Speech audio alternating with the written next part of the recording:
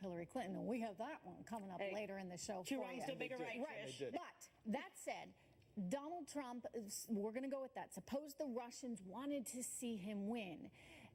Unless they've actually done anything illegal, talking to someone who works for Donald Trump, that in and of itself doesn't prove a darn thing. As Alan Dershowitz points out, actually, on the FoxNews.com website, I think we have an excerpt from that op-ed that I can share with you, but he's basically making the point, if we could run that, let me read it for you. Merely, in other words, there's a difference between actually doing something illegal or merely seeking to obtain the work product of a prior hack would be no more criminal, he says, than a newspaper, Deroy, publishing the work product of theft, such as the Pentagon Papers or the material stolen by Snowden or Manning. In other words, nothing illegal has been done.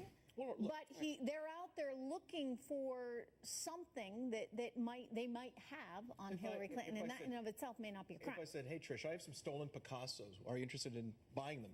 And you say, all right, well, let's talk about it. And after 20 minutes, you say, well, no, that's not right. Yeah, but you've already told me it's stolen. I think this is a little different, right? Because it's not like they said, hey, we have some stolen information on Hillary Clinton. It may be not even stolen information. There's nothing clear that says it's stolen. The point of all this is all of this add up to a 20-minute meeting, and after the 20-minute meeting, as far as we know, there's no follow-on action. Now, if this went on with endless meetings and contacts and flow of information, there might be something. Okay. As far as we can gather, this led to one meeting for 20 minutes, and that was the end of it. This is a matter of optics, I think, more than anything else. I mean, I don't think at this point, again, I mean, I'm going to take Alan Dershowitz's word for it. I mean, I certainly trust his legal analysis.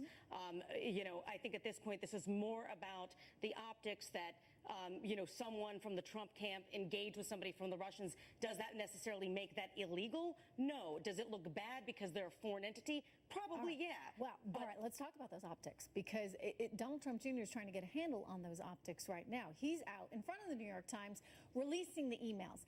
Donald Trump, the president, is saying, I applaud this transparency from my son. Is this the right way to go from an optics perspective, however, Deroy? In other words, he's also simultaneously feeding this story.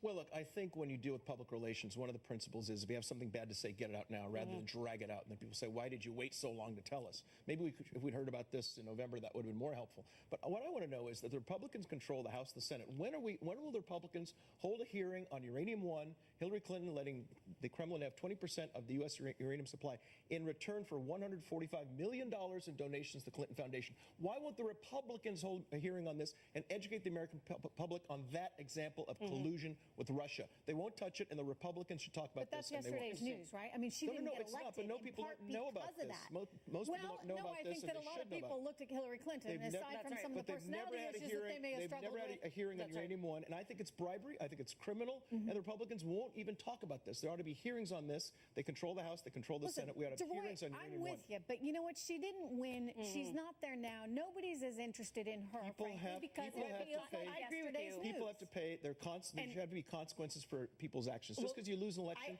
doesn't mean you get away with serial felonies. And I will say this, that, because you say it's yesterday's news, and you're absolutely right, but that doesn't necessarily take away the questions that are out there. So whether it is Hillary Clinton, whether it is, Donald Trump Jr., whether it is, the former FBI director, anyone who has a question raised, whether they've won or lost, whether they are currently, the FBI director or not, the American public do deserve some kind of answers.